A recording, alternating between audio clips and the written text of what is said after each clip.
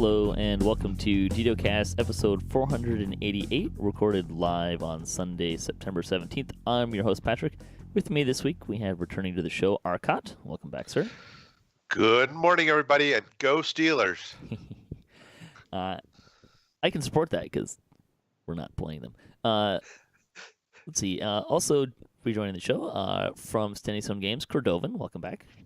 Hey, nice to be here. It's been a little while. Yeah, it has. It's great to have you back on the show. Always fun when we get a dev on the show, and even more so the guy who kicked this thing off 11 and a half years ago. Yeah, something like that now. Been a while. Yeah. Yeah, you're right, because February 2007 was the first show. So 10 and a half years. So yeah, it's been a good long run. Our screenshot for the week. Taran poses with the greatest heroes in the 333rd screenshot of the week. Now the real question is that in the Eberron Hall of Heroes or the Forgotten Realms Hall of Heroes? Can't tell. Yeah, I don't know. I'm guessing it's the Eberron one, just because I have this sense that people go into that one a whole lot more often than the one in Forgotten Realms. Yeah, that's probably true. That's my reasoning there. We like to talk about Dungeons & Dragons online nearly every weekend. You can watch us through Twitch, YouTube, the DDO forums, iTunes, or from our website at DDOcast.com. DDOcast is hosted by Cybears, the awesome podcast hosting network. Shows are usually available within a few days of recording, and the next show will probably be next Sunday, September 24th. We'll be continuing our leveling series with levels 7 to 9. Been getting some good feedback for that, so I'm glad people are enjoying it.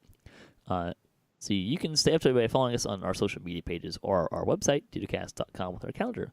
On the podcast this week, there's not a whole lot of game news, but we have Cordovan on the show, so we'll give him some space to kind of update the community on a few things.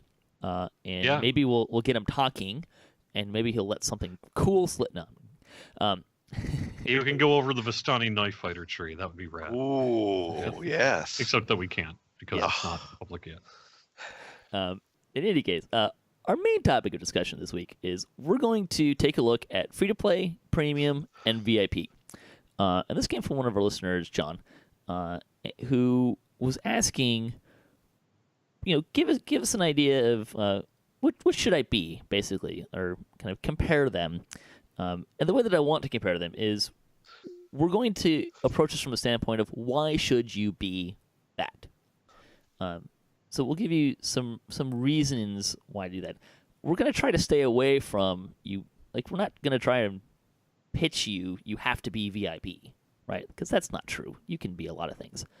Any one of these three is a completely viable way to play. I could tell you that free-to-play would probably drive me nuts if I was free-to-play. So this is a choice that you have to make. But we want each one does bring value to the game as well. It's worth mentioning that. Even players who give us, as a company, zero revenue, do provide a benefit to the game. And we can get into that, as we go through the discussion here. Yeah, absolutely. But so we're going to just kind of talk about each one and tell you why you should be that, and kind of help you make that decision for yourself. And we'll start with free-to-play. And your comment is actually kind of an interesting one. They all bring value, and I would say probably off the bat, free to play does two things for us. One is it lets people introduce themselves to the game and figure out if they like it, which is probably the primary reason to be free to play. But it also boosts the population a little bit, so other people have people to play with. So those are two things right off the bat that help. It's kind of an industry standard, now that we live in a world of free-to-play mobile games and all the rest, people may say, what value do they bring the company? But what they bring is themselves. If they play the game, their friends are more likely to play. If they play the game, they're more likely to talk about it. And hopefully we used to live hopefully, but I mean, that's how it's done. I mean, we live in a world of word of mouth here and a social game, and especially a social MMO like this. Gone are the days where it's like you have to go to your local retailer, spend $60 on a box that comes with 30 days of free game time, and then you can decide whether or not you want to pay $15 a month or whatever it it is that it used to be. That, frankly, I don't know if it ever totally worked, but it definitely doesn't work in today's world where getting people through the door, an open door policy. Hey, have you heard about it? Did you see an ad? Is one of your friends playing? Do you just want to join them for a weekend? Do you want to see, hey, is this thing any good? You can do that. You don't even need a credit card or anything like that. You can just kind of check out the game, play it for a few hours, and see if it's for you. There is no better way to get someone to play an MMO than to get them to download it, log in, make a character, and bum around a little bit. And that's exactly what free-to-play allows in a way that really is a huge value to the game. Yeah. So let's kind of start off with talking about free to play. So aside from you're trying out the game and you haven't played it before, what are some reasons why free to play works for people? I think that first word is probably the biggest. Free, for sure. Yeah. Yeah. Maybe you're broke. Maybe you don't have a credit card, what have you. It allows you to play the game and not spend money, which, hey, that's probably the main reason, right? Mm-hmm. I think free to play is good in that DDO, and of course by extension Dungeons and Dragons as a game has a very steep learning curve to it, and this at least allows somebody to try to figure it out for a decent period of time.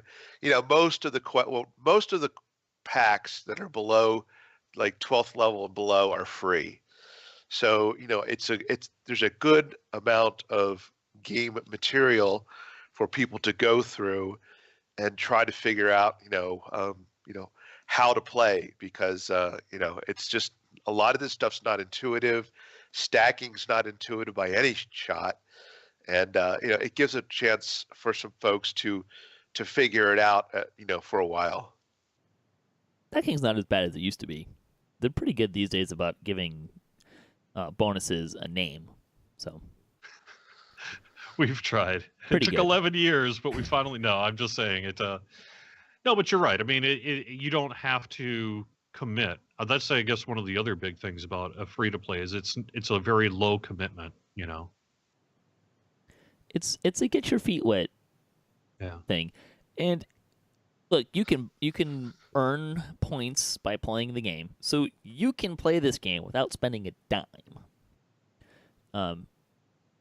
My recommendation is you probably won't want to, and we'll talk about why you'd probably want to upgrade to premium and how you can do that at a very low cost when we can start talking about premium. But if you don't want to spend any money, you don't have to spend any money, which if you don't have a lot of money to spend, that can be a good thing. So you may find that you need to do a little bit of grinding to get points to buy other stuff. It would be interesting. It would be kind of fun as an experiment, and I don't have any time to do this, or I probably would, but to actually create a free-to-play account and see make a roadmap for how to get from level 1 to level 30. That does exist. Pretty that does challenging. exist. Yeah. The problem with that roadmap is that as you're earning DDO points, what do you spend them on? And that's where the roadmap starts to branch and branch and branch.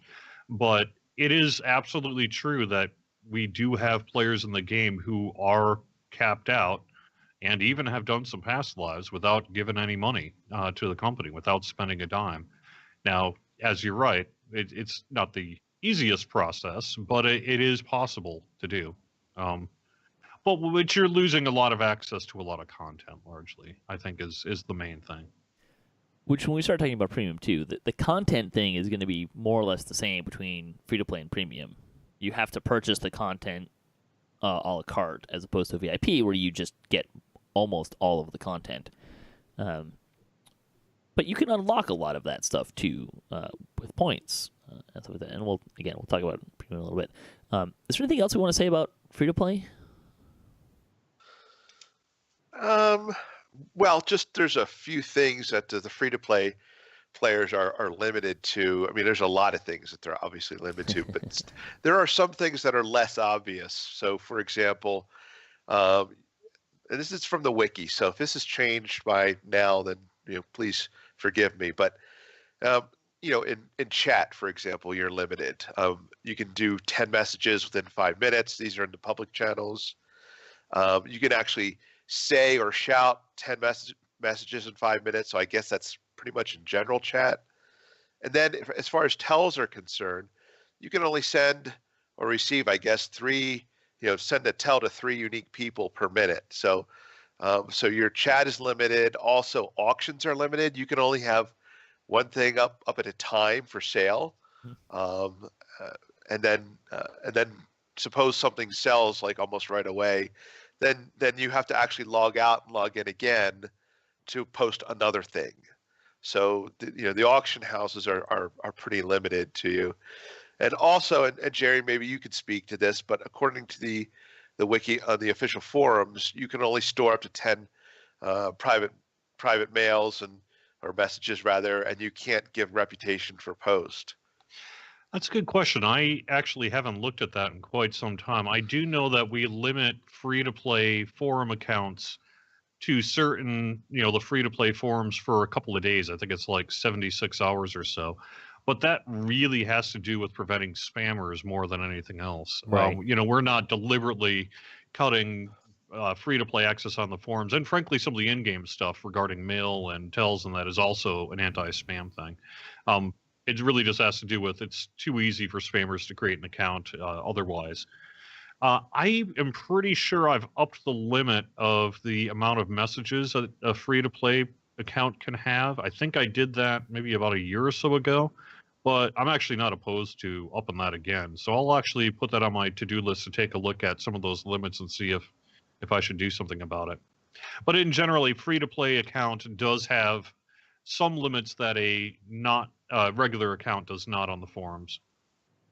They also have in-game a lower threshold of plat, I believe, right? Yes. Yep, Which again is is true. kind of, I think, more about limiting plat farming than anything else. Yeah, that, and it also does help. Encourage people to spend money. But what it is it's 1250 platinum times 2 for your level times 1 or minus 1. So, if you really want to do the math, you can.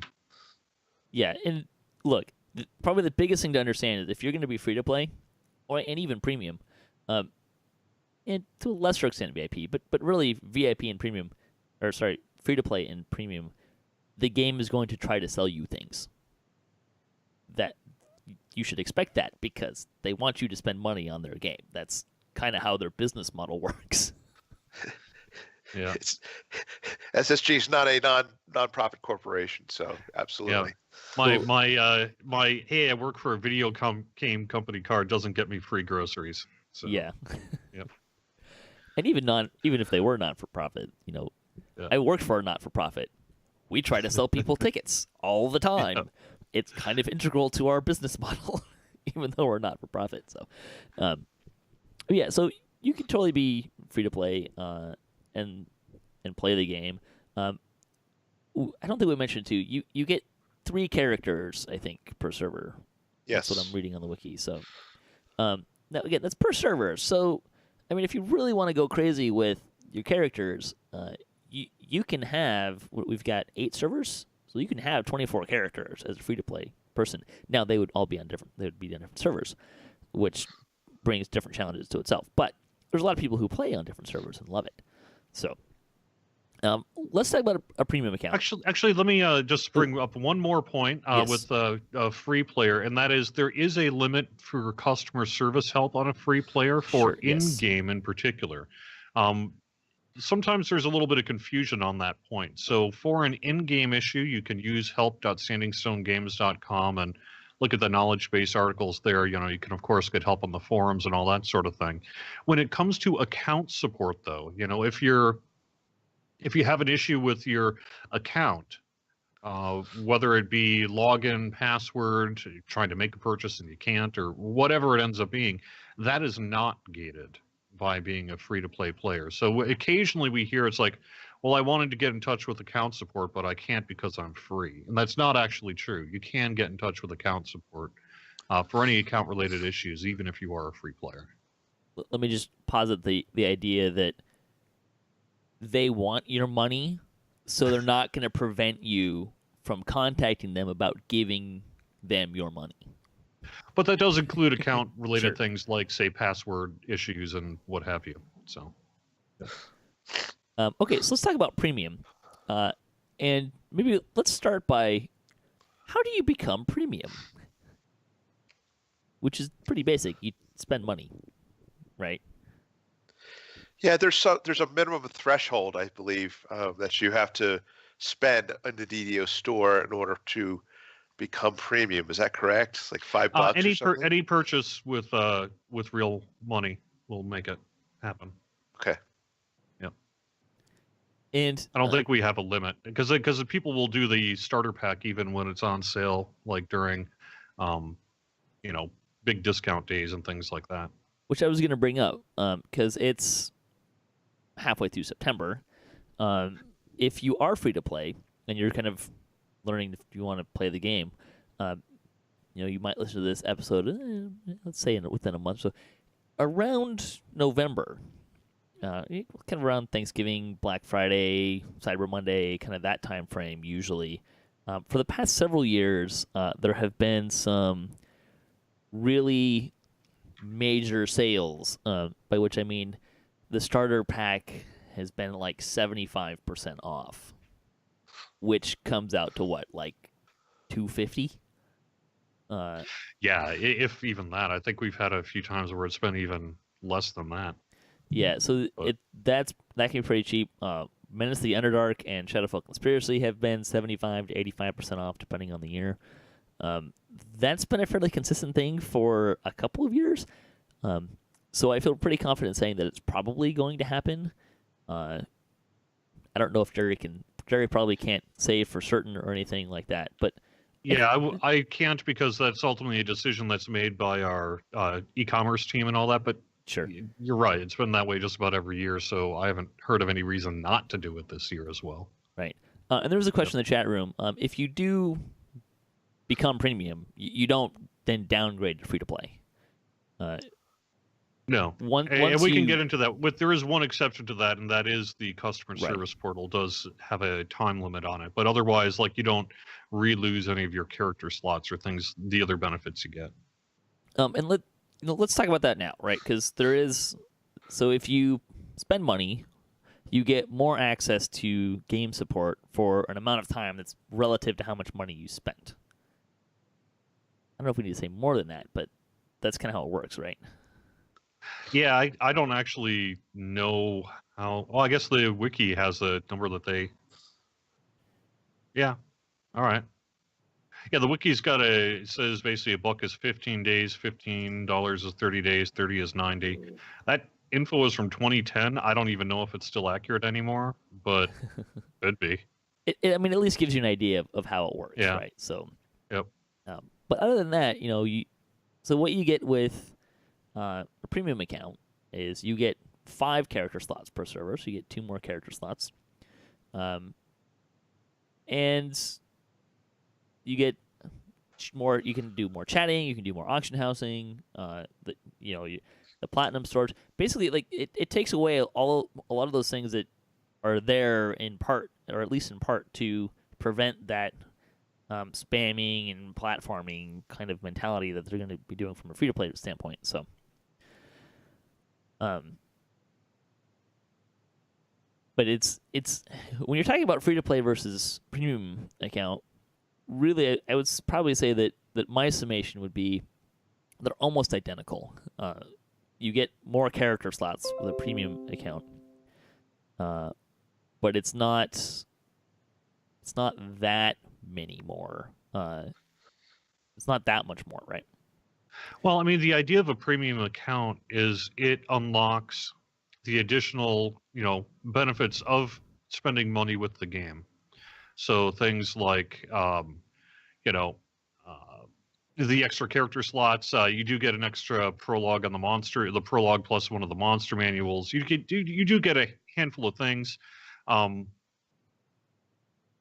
but ultimately, what it unlocks is the ability to get the benefits of, hey, you've supported us financially, and then you have the option to purchase all sorts of things in the future here, potentially on deep discount on sales and what have you. So. Right. So over time, people who are typically premium are purchasing things that they want to buy. Tolero actually has the easiest way to describe the various levels of account, which is that a premium account is a little bit like going to a restaurant and ordering a la carte, whereas a VIP is sort of going to a restaurant and just getting the buffet. And that's probably the easiest way to describe it. So. It's a good way of thinking about it, sure. One of the things that premium gets you is the first monster manual for free. So that's always cool. Yeah, and you get more buyback history too, which I think is can be kind of nice. That's helpful. You get less idle log out. You do get. I'm trying to think. What about the platinum, the gold limit? It's normal, I think. The wiki is saying that it becomes normal. It's normal, yeah. So. Yeah. I actually want to add a question about the idle auto logout. It seems like when you're free to play, you get 30 minutes of auto idle logout, and then it's reduced to 20 for some reason, and then it's increased to 60 when you're VIP. Shouldn't that kind of be reversed? Shouldn't it be? Yeah, that doesn't sound right to me.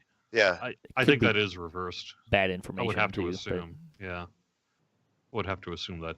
I mean, the reality is most people bypass it anyway. But hey, let's just say, yeah. What else for premium?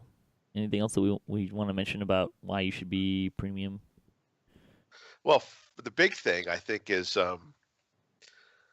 it might be better for some people who want to play the game, because you can have one of the good things about VIP is that you get all the stuff, all the packs and so forth for free, except for the expansions. But as a premium, you can buy them. If you're very parsimonious with your DDO points, and you wait for the big sales to get the packs and everything, you can wind up paying less than somebody who's free to play. They pay $99 every year, and let's say they've played 10 years, so that's it's $1,000 basically. While the premium person who bought packs at a steep discount, wind up paying far less over that 10-year period than the VIP did. So there's a real reason to go premium. It essentially gives you the ability to buy what you want when you want. But it does mean you have to interact with the sort of free-to-play mechanics of it, whereas VIP, which we'll get to shortly, is really, I don't want to worry about any of that stuff, Yeah. But if you, it does allow you to sort of say, like, well, I'm not so much into the Necropolis, but I really want Giant Hold. And so you can purchase that, and then you'll have it basically forever. You will have it forever, for as long as you choose to play, right? Yep. And so it kind of allows you to make purchases to support the game and support your play style in whatever way you want to do. Yeah, there's definitely some things you have to navigate, like what content you can play and stuff. I would say if you're going from free to play to premium, especially, a great way to do it is to start with an expansion bundle. Now, again, this mileage may vary here, but the starter pack comes with Catacombs. The Menace to the Underdark comes with, I think, Vault of Night, and I want to say another one, maybe Sands. I think the Menace to the Underdark came with a couple for some of the packs. I didn't really go back and research these, so double check before you purchase stuff. But I think Shadowfell may even come with some other content.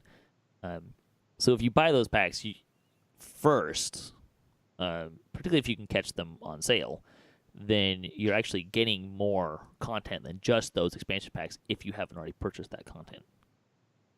So it can be a couple ways to save your money. But if you really do your research and look for sales on content and stuff like that, you can easily spend less money on the game than being VIP. Now, VIP gets you a lot more than just content. We'll talk about that. But yeah, let me actually just say regarding, say, like Menace of the Underdark, it does come with the Fjorland Carnival, Attack on Stormreach, Path of Inspiration, and Dreaming Dark. Gets you veteran status level 4, which allows you to start a new character at level 4. It does come with 1,000 DDO points, a Greater Tome of Learning, Evening Star Challenges, Druid, and Epic Destinies, which is kind of a big one too, in addition to Menace of the Underdark. So and that's all stuff you would probably end up buying eventually anyways. So yeah. Now, you can't currently spend points on the expansion pack, right? You have to actually buy it from the marketplace.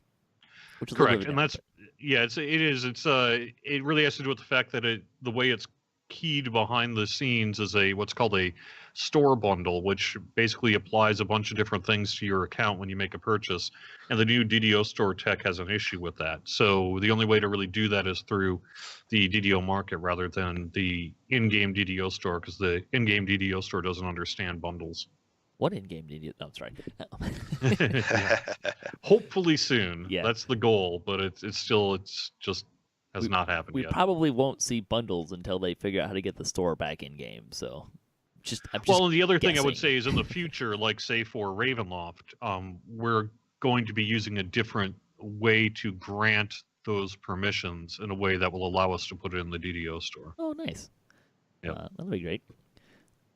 Yeah, so I would say if you're going to be premium, let me rephrase that. If you're going to be premium because you're worried about money, do your research.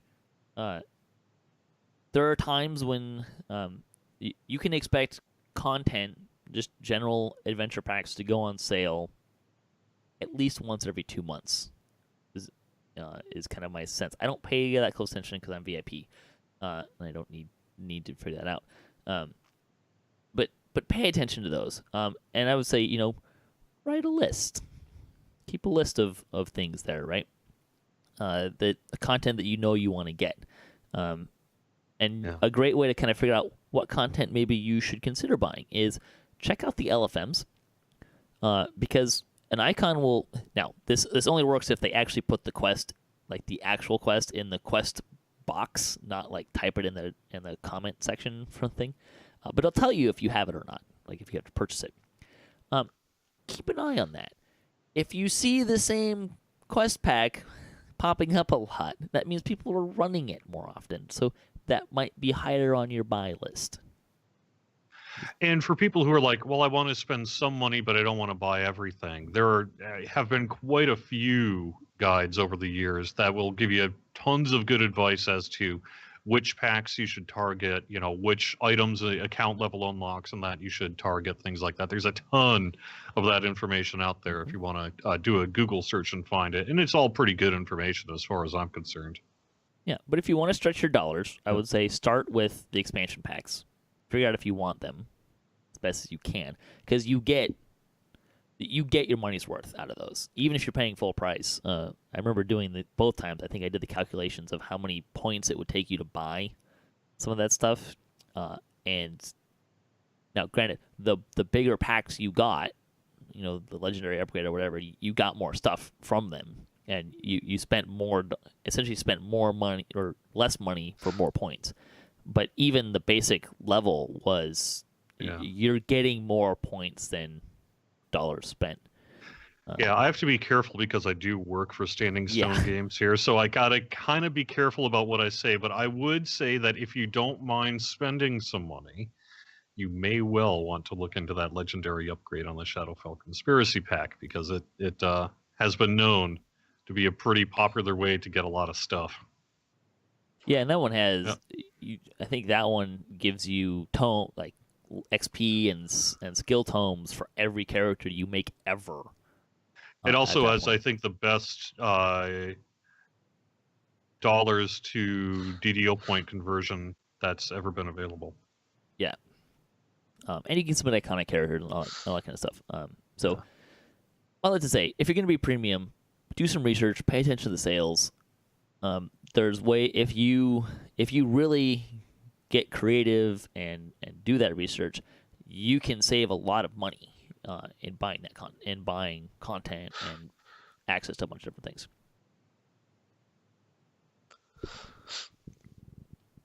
And I think Arkat, are you premium? I was VIP for a very, very long time, and then I dropped down to premium for a while, and I bought a few of the packs that I had run before when I was premium. But when the specials of I think it was 15 months of VIP access for $99.99, that's when I went back to VIP, and so I've been VIP since then. Do you want to share a little bit of your premium experience? Maybe kind of give players an idea of how they can maximize their experience and their dollars. Well, again, it was worth it to look at the packs that when they came on sale, which ones that you liked. For me, it was easy to pick because I had played the game as a VIP for quite some time, so I knew that for example, I needed to get the Veil. The Veil was probably at the time the most popular pack.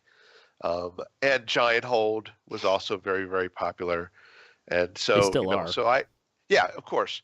And here's the thing: once you get, let's say, Giant Hold, when you buy Giant Hold now these days, you not only get the heroic Giant Hold, but you also get the epic Giant Hold. So it's kind of like knocking two packs out at once there. So the advice of looking at figuring out what packs you should get, and then waiting for the right sale. I can't. You've already emphasized it, and I can't emphasize it any more than you have. So I think that's probably the most important thing. Yeah. I do think I want to mention a few kind of tricks to getting around some of the premium and free-to-play gating. One of those is, as a premium and free-to-play, you can't just open a quest normally on Elite. You only get to, if you're a first life character, you only get to open something on normal or casual or solo. But if you're running with other people that can open it on Elite, then you won't have a problem there. Also, if you reincarnate a couple times, the first time you reincarnate, you can open things on hard. The next time you can open them on Elite. So that is, I consider that a pretty low concern issue. I'm sure people run into it. You can also buy something in the store for it. Yeah, guest passes. Yeah. Or you could just run it the first time on hard, and then you'll unlock Elite, and you just do it that way. So, There's ways around that. I wouldn't consider that to be a major barrier of having to upgrade to a VIP. You can also generally find people who just open it for you. Yeah, if you put an LVM asking for I'd like to run this on Elite, hey, can someone open it for me? Yeah, someone will probably do it for you. It might take you a few minutes, but the community in general is pretty nice, so probably won't have too much issue there. As far as this is one I always kind of find funny too, is guild charters. So VIP can just start a guild. If you're premium or free to play, you have to buy a guild charter to do that. Now they come on sale a lot for 50% off, and in truth, I don't even know how much they cost. But I'm guessing it's probably around 250 points or something like that. Normally. Yeah, I don't know. So I don't think they're overly expensive, but there's ways around this, right? For starters, one of the ways you can become a premium player is buy a VIP subscription for a couple months, right? Which can actually be a really great way to do it, right? You start free to play. Man, I like this game. I want to become premium. Buy a VIP for 3 months for which is, I think, the smallest duration plan you can get. It's a little bit more more money to sink into the game. Not as much as the expansion packs, but it's a way to do this, right? So be VIP for a little while.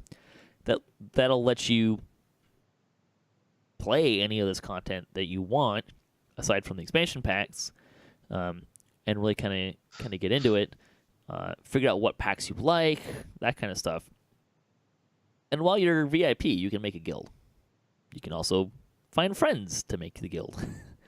Right? If you have someone in your circle that, hey, we want to start a guild, have the VIP guy start the guild and then pass the crown to whoever's going to be the leader, right? Then you don't have to buy a guild charter. Fennicus in our chat room is saying that it's 150. So on sale, 50% off, 75 points. It's not that much. So you may be going to more effort than it's worth to get around that. But it's something to consider. Let's see, there's something else I was going to talk about. I don't remember what it was now.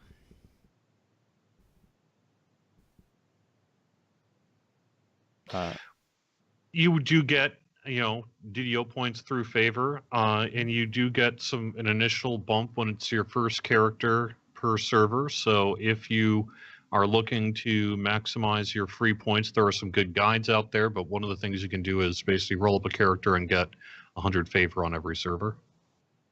Yeah, it's definitely going to do it.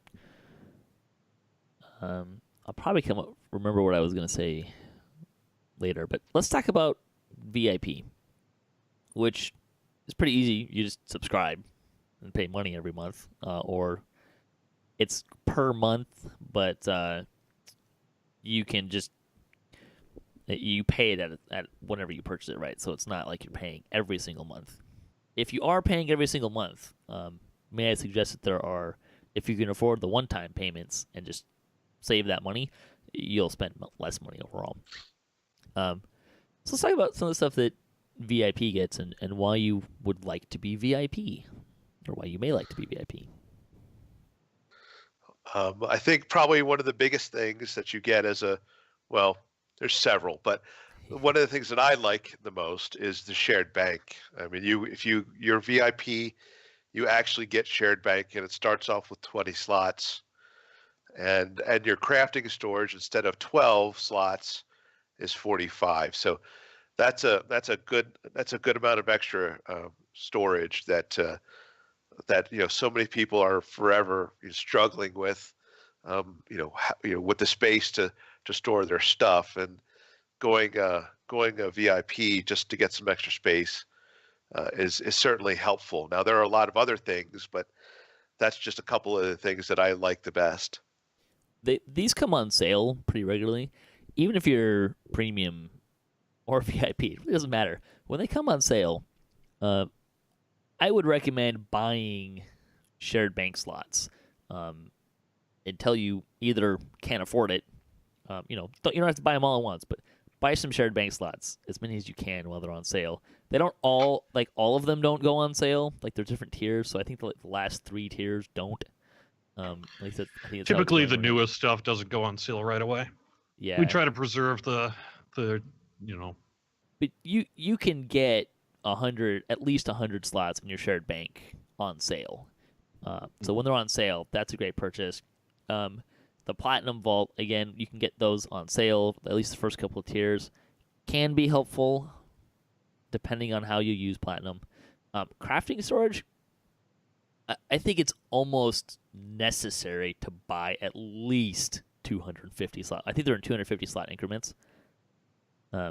So it's almost necessary to buy that. With the number of ingredients and collectibles you're going to run into, trust me, it's way easier to keep that stuff organized in that crafting storage than it is in having 10 different bags. Oh yeah, for sure. And it's more convenient than having one character have this gargantuan bag that's bound to that character, and you have to transfer all that stuff to that character. And yeah, depends if you want to use it or not. For many years, I just gathered all this stuff, all these collectible crap in my bags, and then just was like, I don't know where it is, I don't know which character it's on, so it's never going to be used. It's a great savings technique, as a matter of fact. But yeah, you can 250 to 500, 1 or 2 of those of the crafting storages for like it's like 500 slots will probably do you pretty well. The only reason I need more than that is because some of those collectibles I have 4 or 5 stacks of them because I've been playing for so long, and I even casually picking up collectibles, not all the time. I have so many more of those collectibles than I can actually fit in there. Also, just word of warning, there's I think it's the discs out of Inspired Quarter 1 and the shared bank. For whatever reason, they stack as one, but if you stack them in a bag, they all stack into one slot. So you can really save. Don't put those in your crafting storage. Interesting. I didn't know that. Yeah, it's kind of a weird. It's a weird little thing that in the probably crafting a storage, bug. Probably. It's pretty minor, but Yeah, right. Oh, certainly not worth dev time when you're trying to do more important stuff. No, I can't Sure. imagine us wanting to go in and fix that one. It doesn't seem. you can also and I've said this before and then found out that I was at least partially wrong. You get a cleric hireling with a starter pack. You can put at least that into your crafting storage. You can't put a normal Really? hireling. You can put the cleric hireling in your crafting storage? Yes. That's hilarious. And I don't know if it's gold seal hirelings in general or just that one, but that one goes in the crafting storage. That's hilarious. And I only found this out because I was moving it into my shared bank and it was actually on the wrong tab, and then I couldn't find it for a while. Like I lost it, and then I found it in the shared bank in the crafting storage. I don't know if you can do store-bought ones or what is, but I had said before that you can put hirelings there. You can't put the ones you buy for platinum at least in the storage, which is a little bit bummer. But you can put the one from the starter pack in there. Don't ask me why, but you can do it. That one's definitely a bug. Yeah. I don't know. It's pretty funny. So there you go on storage and stuff. So I'm just gonna kind of run down maybe some of the stuff that. I remember what I was gonna talk about with premium content you don't have. If you have friends who really love you, they can buy you guest passes. Now, the way those work is they use them on you, and then you get access to this content for an amount of time. Now, that timer, I believe, still pauses in public areas, but it doesn't matter what quest you're running or explore area you're in, it will count down then. Right. Now, if you go into another quest that's not in the guest pass thing, it'll still count down. Okay, Yes. That's good to know. The idea, though, is these guest passes are generally very inexpensive in the DDO they're not store, bad. and they're a good way to kind of sample an adventure pack before making a purchase. So it's like, well, I don't know, should I get Vault of Night or Giant Hold? You can get a 3-hour guest pass for either one of those. Check it out and see which one maybe appeals more to you. Sean in the chat is saying it does not pause, which I think he means in public areas. But so just be aware when you buy it that if you're not running the content, you're losing the time that it's got on there. Hopefully someday they might make it so that you can buy your own guest pass. I pitched this on the show several months ago. No, we can't do that. Can't do that. So nice. That because they are so inexpensive. That's why Yeah. nobody would be buying adventure packs. Probably true. It would be more convenient if you could spend your own points on it, but look, there's challenges that go with that. But you can get guest passes. People can buy guest passes for you. So if you don't have the content, you want to run with them, and you're not sure if you want the content, or maybe you only want to run it the one time and never again. Or you just want the one item. No, I'm kidding. The one item, right? That's what I was thinking. Yeah. But if you want the one item, you're probably not going to get it in that unless you're really lucky. Let's see. So going back to VIP. So some things that you get as a VIP that you don't get as a premium account. You get 500 points a month. If you work on the wiki, never mind, you got it right. So 500 points. You get 11 character slots per server, which is 6 more than a premium account. And this is one of those weird things because there's There were things over the years that they gave people extra character slots for, but I think those were like one-time things for the most part. Let's see. You get the monk class and the druid class. You do not get artificer, favored soul, you do not get artificer or favored soul. You can unlock those by favor though, and artificer is not terribly difficult to do. I think you need 70. No, you need 150 House C 150 favor. Kenneth favor, yeah. So you Which pretty much means you have to do a of lot them. of those challenges too. Yeah, there's not Which you a get lot for of. free. You know, Jerry, we need some more House Cannith quests. I agree. Yeah. Well, the last one we had was Brothers of the Forge, right? Yeah. That was a couple of years ago now. Yeah, hang on. There was the one in the one where Carver. Oh, you're right. Right. Yeah, Carver is Multitude of that's Menace. Yes. Yep. We still Yep. need more House Cannith quests. Yes, But you can absolutely. unlock that. Favored Soul you can unlock with 2,500 favor. Now, keep in mind that that's per server. There's only if you unlock by points or by favor, you only get it on that server. That's right. For races, the only race you don't get is Drow, which costs 400 total favor per server to unlock. So don't buy Drow. It's really easy to get that. Yeah. You get the Deep Gnome iconic race, but not the other ones. If you want the other ones and you're gonna buy a expansion pack, or the Shadowfall expansion pack, you're probably gonna get most of them, depending on which level you buy. Oddly enough, they don't get epic destinies, according to the wiki. No, I don't think that's true though. Is that true? I don't know, but here's the thing: Yeah. if you're VIP, you're probably gonna buy Menace the Underdark, anyways. Yeah.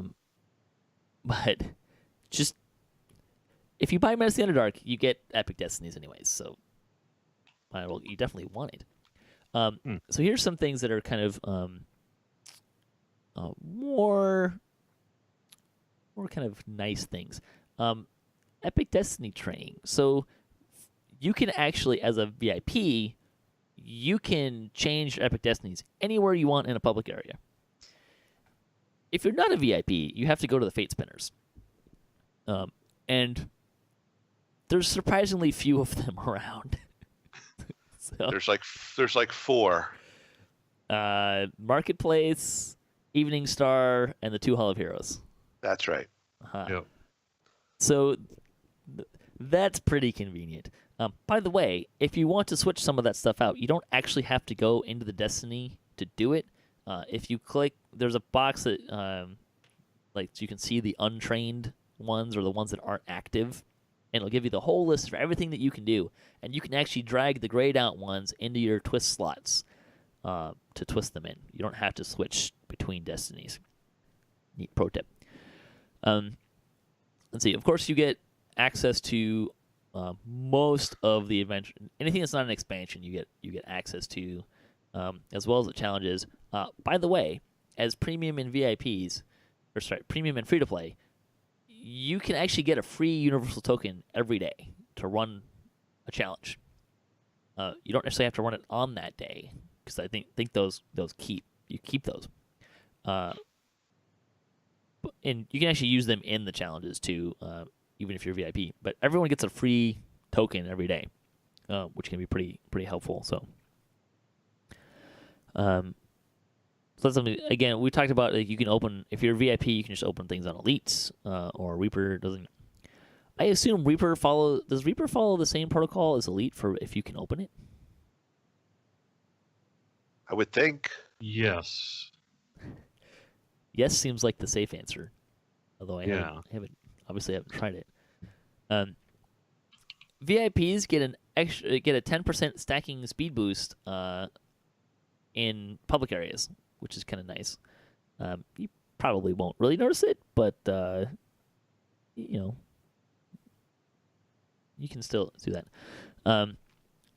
So you get all of the monster manuals currently. You get to skip one quest per saga as a VIP. Everyone can skip one quest in a saga chain with astral shards, but VIPs can do one for free, which is pretty neat. Here's from the wiki. And this is correct. Free to play and premium players cannot open a quest on Reaper unless they've completed the quest on hard, therefore unlocking elite. So it's queued off of elite, or they have reincarnated at least twice, which is also how you as a premium or free to play player can unlock elite difficulty right off the bat. Yeah, makes sense. See, other things that we haven't talked about. VIPs get a free gold roll. Do that on the weekends, so when the double daily dice XP happens, just you have it on the weekend all the time. See, you get Harper Agent for free, and pretty much full access to all the other stuff. So, the idea of VIP is to really be, and I know this sounds, with our discussion here, a little more complicated, but it's basically you get just about all the stuff, and you really just don't have to worry about it. The idea of VIP is if you're willing to pay a monthly subscription, you really bypass all the free to play mechanics of the game and just get to play the game how you want. Mm-hmm. So, and then we give you a bunch of benefits on top of it. Sure. Hey, Patrick, one thing you skipped was the experience, the extra 10%. That's huge. Experience. That is huge. That may be probably our biggest reason why people go VIP in some ways. So, Yeah. I don't know. For me, it's content. That too. Don't worry about it. There's this awkward thing. If you're VIP, you can't really buy content because you already have access to it, so the store won't show that you can buy it. Right. Which can be a little awkward. We've gone back and forth about that. We've had discussions internally about whether we should change it, and maybe it'll happen someday. But the impetus of that was when we went free to play, we didn't want people buying things that they couldn't then use, is the general idea. And we were concerned, I think perhaps legitimately, especially back in 2009, of people being like, hey, I want my money back because I bought Giant Hold, because I bought Veil. Because they if you don't know that you get it for free and you buy it, well, that's wasted money. But I think nowadays maybe we're in a position where people who play DDO have a pretty good understanding and would like the option to be able to purchase that stuff. So, it's one of those things that periodically we revisit and so far have not made the switch. But who knows? Maybe someday we will. Make it an advanced option. Yeah. So you have to click it. Yes, I understand that you will show me things I already have as a VIP. But yeah, so that's a little bit of an awkward thing. As far as expansion packs, everyone is treated the same for expansion packs. There's a question in the chat room about this. So the pre-order stuff and the bundles and all that stuff, it's the same for everybody. So what you see is what you get. Now, having said that, VIPs and even premium are probably, if in the case where it bundles content together, you may be double buying that content. There's not really a way around that. Although back to the earlier point, we actually do have VIP players who sometimes deliberately purchase that stuff so that if they choose in the future to become premium, that stuff is already unlocked for them. And it should be mentioned too, if you let your VIP subscription lapse, you become premium. Now, that may mean you have to make some choices about your characters. Yes. And if you're wondering what that looks like, if you suddenly have fewer character slots than you have characters, they start and they're all grayed out. And you get to pick which ones you're going to activate and use those slots on. And it will also give you this nice shiny buy button if it's a class or a race that you don't own. Like I said, the game tries to sell you stuff. It is trying to make money. So, anything else you want to say about VIPs before we put a nice little bow on this? Again, I work for SSG, so I am biased. But I've always been the kind of guy who just, like when I play MMOs, I just sub for it, and I don't worry about it again. That's just the way I tend to play. Yeah, I found that the some of the extra stuff that VIPs get that you can't get even if you're premium, like that 10% stacking XP boost, that's a reason to in and of itself to stay premium or rather VIP. So as long as the price is reasonable on a yearly basis, I'm probably going to stay VIP. I would be surprised if the price went up. They would probably not, unless they gave some like really amazing things that happen. But, well, if you look at the SSG transition fact, we did actually talk about that a little bit. It's possible in the future. Now, we're not going to change what you get now for VIP. We're not going to change that price. But we have toyed with the idea of kind of an additional premium tier where you get even more or something like that. And we've also thought about maybe a VIP light tier over in the recent years where you'd pay less but maybe get some things but not everything. We haven't actually pulled the trigger on that or really done the development work, but we put it into the FAQ for our Sinning Stone Games transition specifically because we might do that someday. Oh, super VIP would be awesome if you got like one of those traveler's chunks chests or the the one where we got the caught in the web items. Yeah, and again, I don't want to promise anything, but sure. If, for example, it was you didn't ever have to pay for reincarnation? You could reincarnate your characters automatically. You could, get whatever. Yeah. So don't give us any more ideas because I think I need to put this in a debate show later. Nice. I had a lot of fun with that. Yeah. Okay, so let's kind of button this up. Just really quickly, maybe. Why should you be free to play? Why should you be premium? Why should you be VIP? But if someone's trying to make this choice, which one do I choose? What's some things that we want people to consider besides money? Money's the easy one. Check your wallet. Is there anything in there? No, I'm kidding. Yeah. Convenience is a large factor, I think. I mean, VIP is just terribly convenient. So it is. And they do put the VIP on. Again, I don't pay as close attention to this because I already have my subscription, but they have every once in a while you can get 3 months free with your VIP. Although I've never really figured out or paid close enough attention if that's forever of all time or you subscribe and you get 3 the first time around.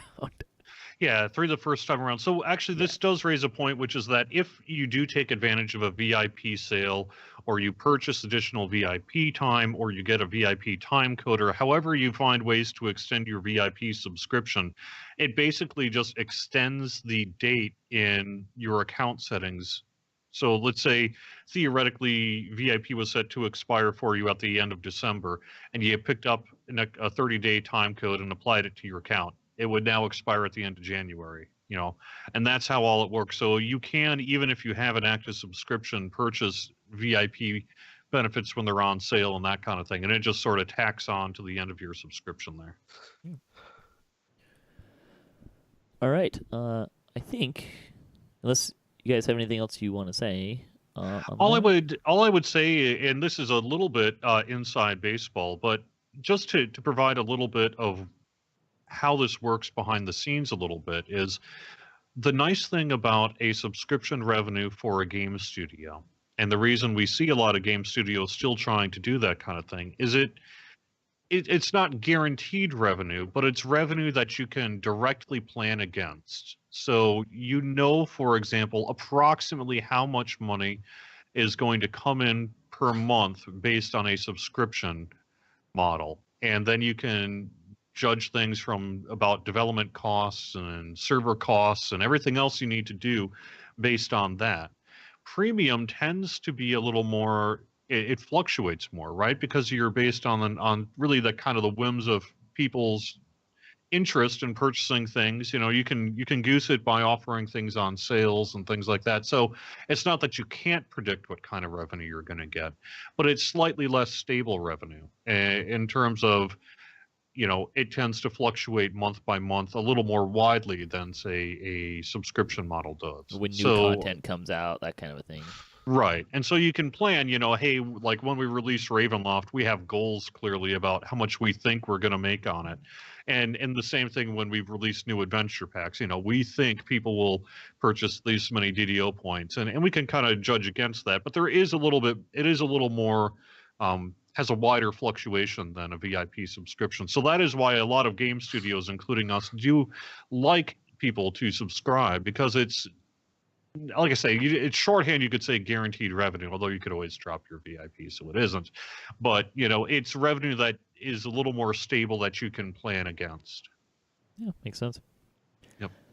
I think I would just say, if you're free to play is kind of for the person who's checking it out.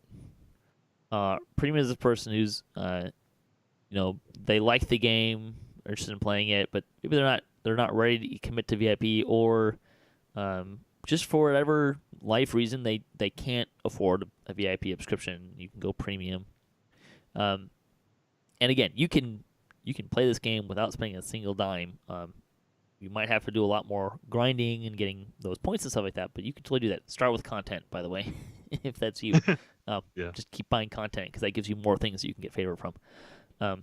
You can.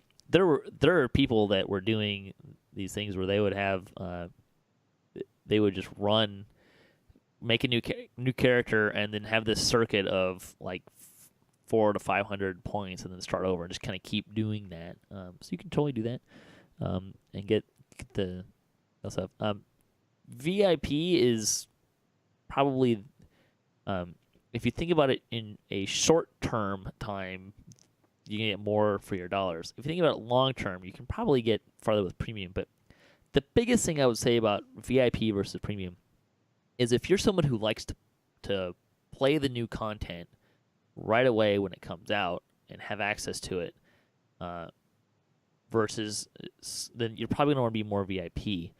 If you're premium and you're that person, you're going to end up paying full price for all the new stuff. So it's something to consider. But that's kind of the thing that I think I always really latched onto for myself, was that when new stuff comes out, I want to play it. Yeah. And then the nice thing is at that point, VIP makes it very easy for me to budget, in the sense that I know how much I'm going to spend on the game. Pay my VIP subscription, and then maybe buy a bundle of points throughout the year. Now, again, I work for Standing Sun Games, but I started as a player before I got hired in 2010. So I did pay for, about 4, almost 5 years. I just paid for my subscription. And even when it went free to play, I just paid for my subscription. And the reason I did that is because, like you were saying, when new content would come out, I didn't have to find it in the store. I didn't have to do a transaction. I could log into the game, I could walk over to the quest, and I could go inside of it. And for me, that was worth the $10 a month that I was paying for it. So, all right, let's cruise into game news. For all the game news that there is, which is not very much. But I thought we'd use this space to give Jerry a little space to talk about a couple things that have been going on, that he was generous to say that he'd talk about. The first one would be community guidelines changed. Yeah. And we mentioned this a couple times ago, which we kind of summarize as basically be nice. Yep. Don't be stupid. But is there anything you want to kind of say about the process of why the community guidelines change, and maybe like a short version of what that means for people? Sure. It's actually kind of funny that you say the core is be nice, because in some ways the impetus of the community guidelines is two factors. One, when I got hired at then Turbine in 2010, we had these established community guidelines in place, and they're good. I don't want to criticize them or anything, but they did tend to be fairly what I would consider rules lawyery, a little verbose, a little legalese. They had sections and subsections, and you could get X amount of points, but then they would expire under a certain amount. It was, frankly, there's a lot of cruft in it, in my personal opinion. So when we transitioned to Standing Stone Games, and I was able to become the community manager for both Lord of the Rings Online and DDO, that gave me the ability to simply say, what do I want to do? And what I wanted to do was rewrite the rules to be far more clear, far less rules lawyery, and frankly, a little more accurate in my mind as to what our actual expectations are for the community, so that you could read it, you could say, yep, makes sense, hopefully, and then do it without having to read through a fairly lengthy document. It also gave us the flexibility. We were burdened in some ways by the old point system where if you swore at someone, you would get X amount of points. And then after X amount of points, you would get X amount of timeout. And then eventually you could get banned. But we'd have long-term players who perhaps, just due to the fact that they've been playing for years and years and years and maybe ran afoul of the rules sometimes, would be on this borderline between, well, technically they're just about ready to get banned because they have X amount of infractions, but I don't really want to ban them because they're not really a problem. And then we'd have the reverse side where we'd have people go onto the forums and start trolling up to a certain point to directly just before they'd get banned, and then they'd stop. People would play the system in some ways. And so the reality is, when we transitioned to Standing Stone Games, I had the ability and desire to do it. And then several of them came to me at one point and said, Jerry, I want to redo the community rules. And really, if I was writing it, it would have 2 words: be nice. It's literally what he said. It was kind of funny you mentioned be nice, because that's exactly what he said as well. I think you wrote that. I think that's how it starts, is be nice. Yeah, and there's a reason it starts like that. And it's true. The other thing is, like I said, we wanted the flexibility to do what we actually need to do. I mean, we don't have these rules to play games with people and to make people's lives miserable and all that. The reason we're doing it is because we want to promote the goals of the community. And so if you need to go, you need to go. Whether or not you've got 4 points or 6 points or whatever all that garbage, was. If you're a problem, you need to go. And so we needed to change the rules to do that. So what I did, frankly, is I went to a bunch of community managers in the games industry. I belong to a secret Facebook cabal. No, actually, but there are like kind of industry Facebook groups and all that sort of thing where community managers can kind of bounce ideas off each other and say, hey, what are you doing? And all that sort of thing. So I did that. I said, well, all right, let me ask you guys. You could rewrite the community rules from the grounds up. What would you do? And here's what we have been doing at Turbine. And I got all sorts of good advice from groups big and small, including, say, managers for some of the largest MMOs and first-person shooters and stuff out there. And they really looked at the rules and said, why are you making it so complicated? Why do you have all this stuff here? The typical thing I heard from the community managers is if I need to ban someone, they're banned. Plain and simple. And if we feel like we can bring them back and unban them, well, let's unban them. So it tended to be a little less rules lawyery and a little bit more about what's the point? Why are we doing this? And so I rewrote the rules to be hopefully a lot more clear, a lot more straightforward, and really just a lot more manageable, hopefully long term. And I think we've accomplished that goal, because the response has overall been pretty positive to the rules. I will say there's one other piece, which is I wanted to rewrite the rules, and I also wanted to kind of hit the reset button on all of the old bans and that sort of thing, which was a very controversial decision. There are people who are like, Jerry, you're crazy. Why in the world would you unban everybody? Or almost everybody. And I was just like, because I agree with basically every decision that's ever been made by any community manager. I'm not here to second guess them or any of that sort of thing. But the reality is the state of DDO and Lord of the Rings Online in 2017 may not be the same as it was in 2006, 2007. And the way that people interact with each other online has changed over the past decade. And so, frankly, I think that it was worth saying, if you've been with us for a long time, let's just sort of start fresh. I did, however, have to preserve some things, like a few said really racist stuff, if you were harassing people, if you were, a spammer, et cetera, et cetera. If you The needed quote, to be banned. yeah, the quote old 20-point infractions is what they used to be called. I had to keep those. I just had to. I couldn't get rid of them. But otherwise, I literally went into the back end of eBulletin and I zeroed all that stuff out. And for the most part, provided you don't have any endless 20-point infractions, you should largely be unbanned nowadays. And yes, that did mean that I had to do some initial work. Yes, that does mean for these first few months we are having a few people come back who maybe should have not been unbanned. But I'd rather do that and increase the size of our community than sort of deal with all these individual appeals. I will say, however, if you're hearing this now and you're like, well, I think I might have been banned years ago, but I kind of want to come back and I'm not going to be a problem, get in touch with us either through support. Actually, get in touch with us through support, so that way it's officially documented at help.standingstonegames.com and send it to community support. And I'll take a look at your ban and potentially unban you. Probably unban you, depending on what you did. Do you have any people complaining about getting unbanned? Would be kind of an ironic not thing. many people complaining about getting unbanned. I have had to make a few tough decisions regarding, reasons for bans and all that sort of thing. Like I say, one of the things I actually put directly into the community rules, which was, I think, missing from the initial one, is that a lot of what we do tends to be shades of gray rather than black and white. Yes. Sometimes it's if someone's swearing at someone and clearly harassing them, that's easy.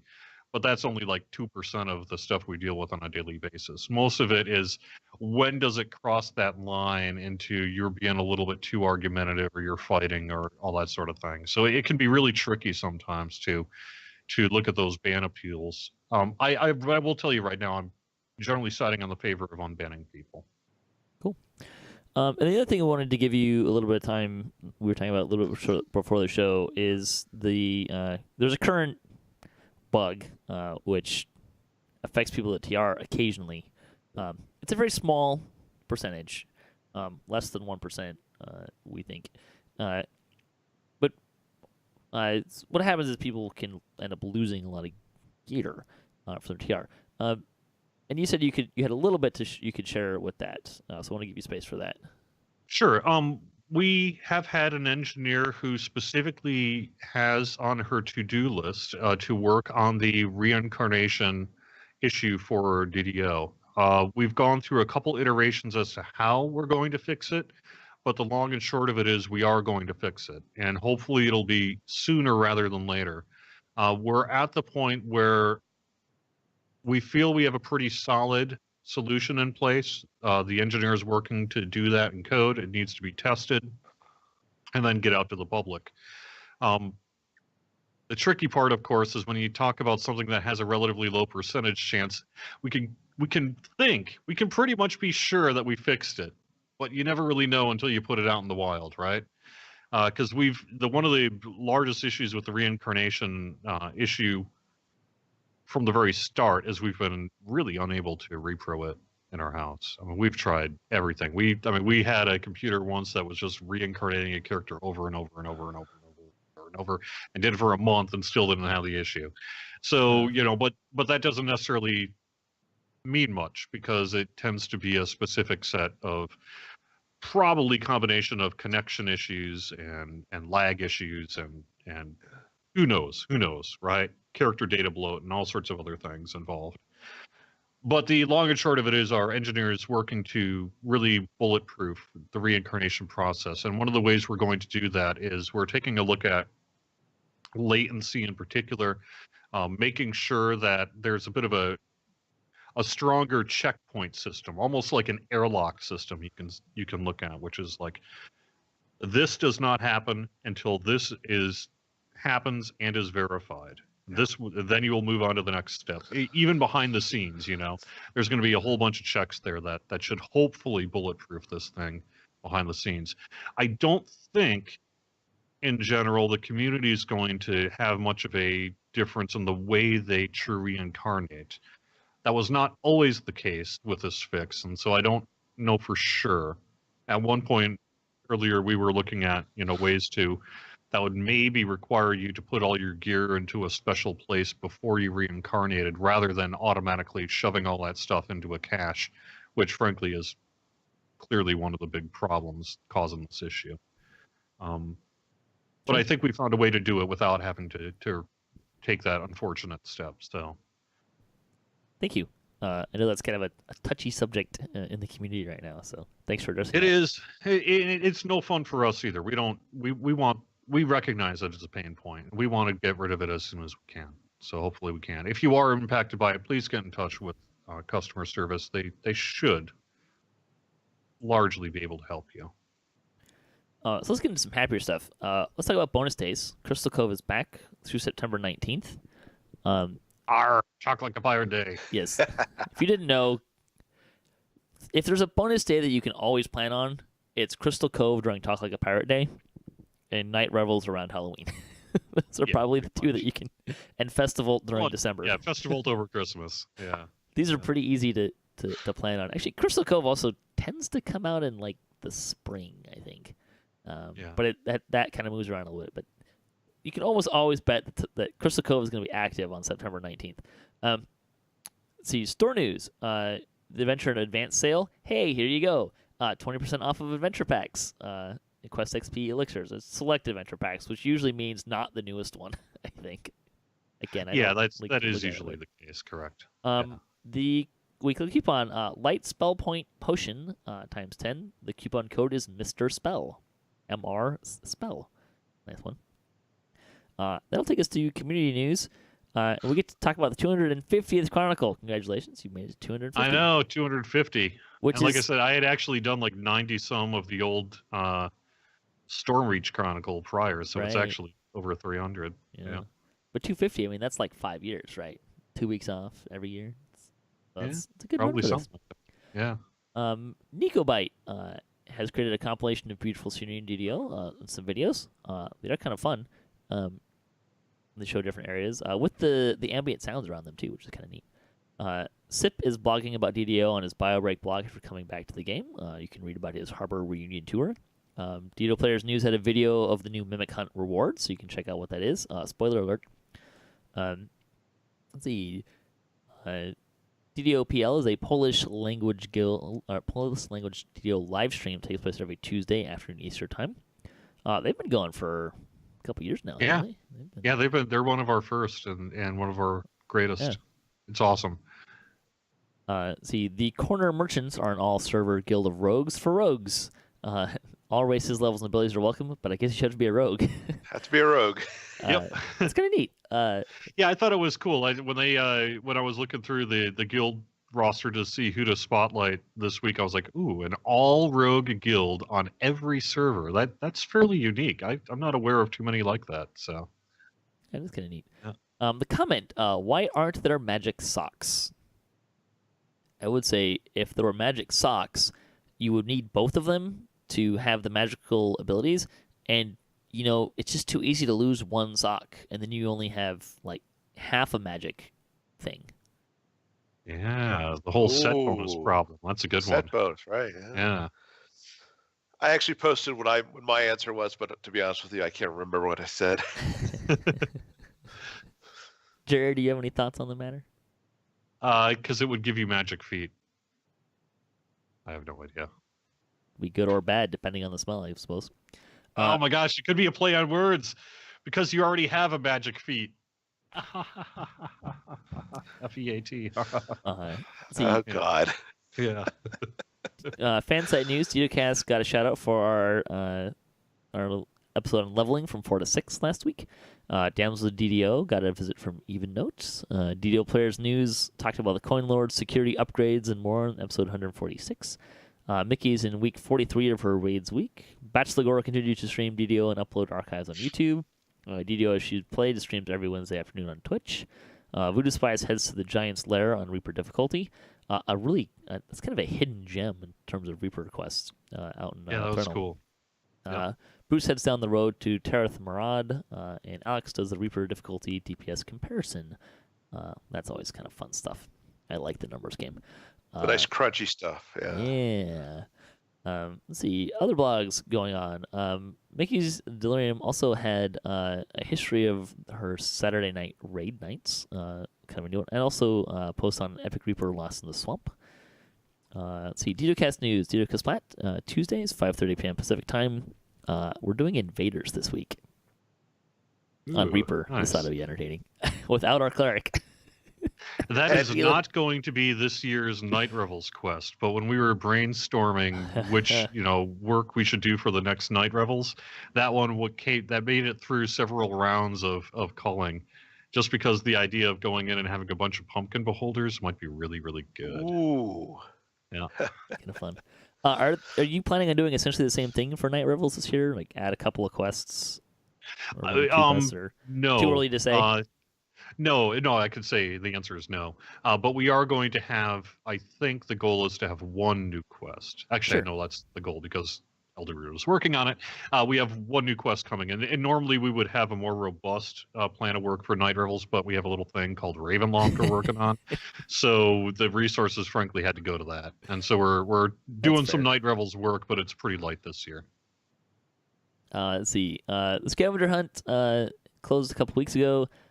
Still working on running through the submissions, so please bear with me. Work was a little crazy this month and last month, so I kind of needed to take a breather from that before I really dove into some of that stuff. But I have started probably a third of the way through, so maybe another week or two, and I should have that stuff all nice and ready to go. Let's see, so that'll take us to Lightning Post. See, we did have a little bit people chiming in. Amber Cyan wrote in. This is talking about leveling from 4 to 6. Amber Cyan wrote in on this. He said, for the Sharn Syndicate, you can always get your 10 kills for Reaper XP and Stormmirror's Fresco if you don't kill the Kenneth Crystals before allowing a few rounds of Iron Defenders to spawn. Absolutely true. Harder to do in a group, I've found. But yes, absolutely true. I mean, if I'm solo, then yeah, that's kind of how I do it. Not that I let them spawn. It just takes me a while to break the crystal. These are pretty beefy. Yeah. He also says he's run Bookbinder every life since Reaper came out and never failed it. He just runs it on Reaper 1. And you need to have trapping skills. Yep, exactly. That's the trapping skills that I have often lacked. He also said that the improved loot is really improved. So just check it out. Yeah, it's like it's 2d6 damage and deadly and all that kind of stuff, fun stuff on there. Regarding Three Barrel Cove, he says it's fantastic XP for the level. When he's running a heroic or racial pass live, this is his go-to for XP at that level. It's where he'll pop an XP pot to make the high XP even better and run the Saga quest and then roll right into House D quests in the Saga. Means he's skipping the Carnival unless he wants to run them at BB and on Elite instead of Reaper. Yeah, no thanks. I like the Carnival, but they tend to be longer quests. So it's not that I have anything against Three Barrel Cove. I just never tend to get out there because I usually finish other stuff first. He's right though. Three Barrel Cove has some of the best XP per minute for that level for sure. Two-tone and Tobias. that Saga. Yeah, the two-tone Tobias experience is incredible. There's this thing that I'm always trying to balance as I'm leveling up. In that I want to hit a certain quest because I want the Coin Lord favor and the House K favor particularly, right? So I'm always going to try and hit those.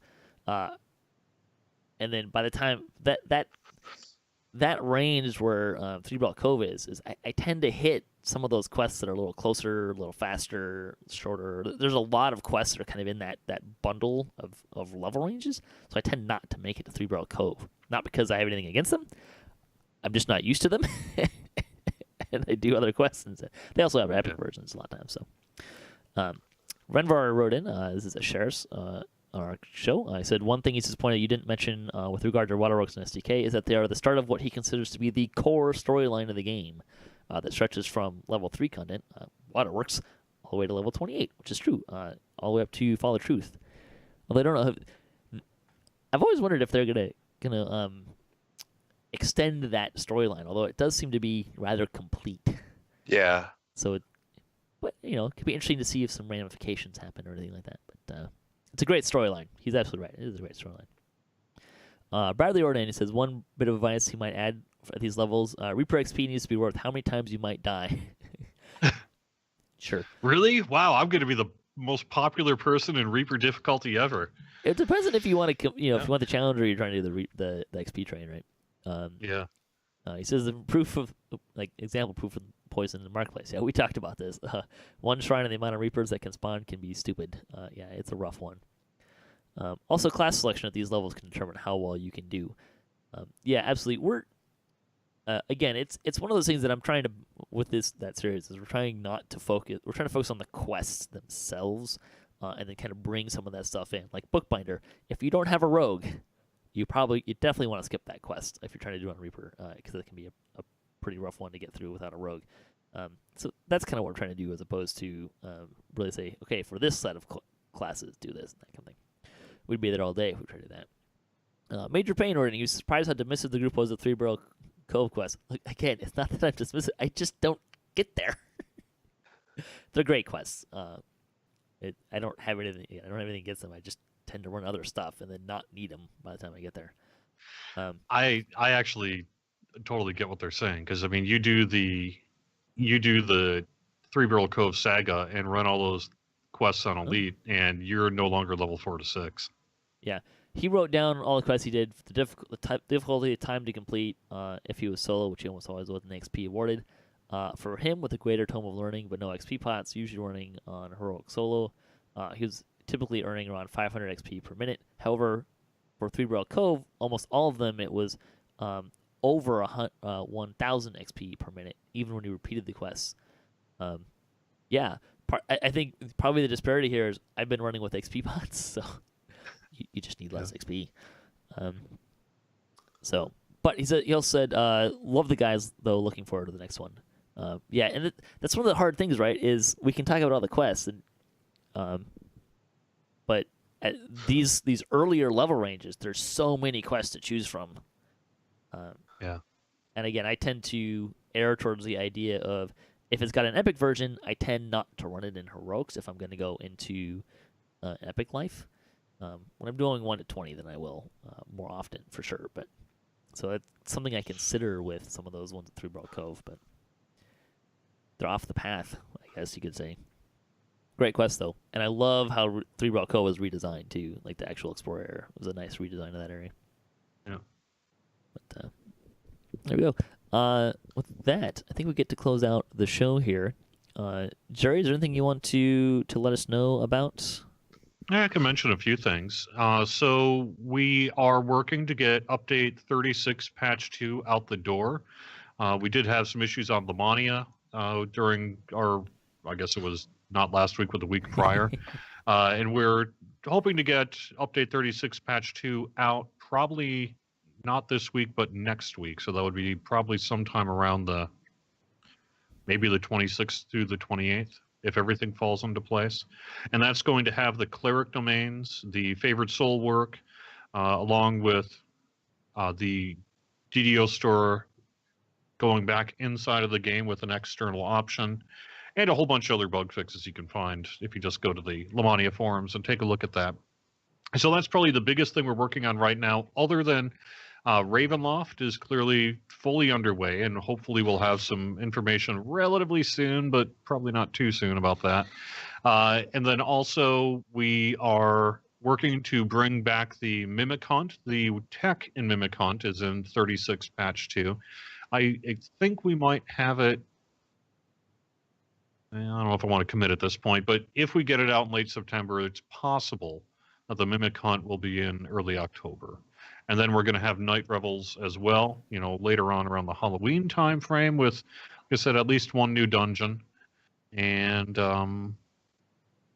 then the Players Council is actually taking a look at both the Asimar and the Vistani Knife Fighter. So Sweet. I am thinking that stuff should hopefully hit outside of the Players Council and get to the regular forums, sooner rather than later. I did have and some people have asked me about Ravenloft pre-order and stuff like that. Is there anything you can kind of say on what that, like the timing of what that might look like? Or I think mostly it's no, question not really. Of, yeah, okay. Yeah, no, I mean it's fine. You can ask. The only reason is we're going to do a shorter window for pre-purchase than we did for Menace of the Underdark and Shadowfell Conspiracy. That is guaranteed. The idea of 6-month pre-purchase windows, we're just not doing that. So, Standing Stone Games. But in terms of the exact when, really, it's changing on a daily basis here. So we have internal goals in terms of when we want it to get out, when we want to do the pre-purchase campaign, but there's just too many things in motion right now to really even want to hint at it. It will be out for, you'll have time. You'll have time to pre-purchase it. Sure. And similar to the way we did Mordor, we are probably going to have these bundles available long term as well. Yeah, and I don't know if you want to come into it, but it's probably fair to say that we can look to Mordor as kind of a reasonable comparison timeline. Yeah, because I think that was out for like 3 weeks, 3 to 4 weeks, something like that. So yeah, something like that. Great, Arkat, anything you want to say before we close out here? No, I just need to get over these allergies. That's all. I'm miserable. Thanks for bearing with us. Thanks everyone for listening to the show, and thanks to my guests here for Arkat, and especially Cordovan. Thanks for coming in and talking about some stuff that's kind of going on in the community as well, and touching on some of that stuff.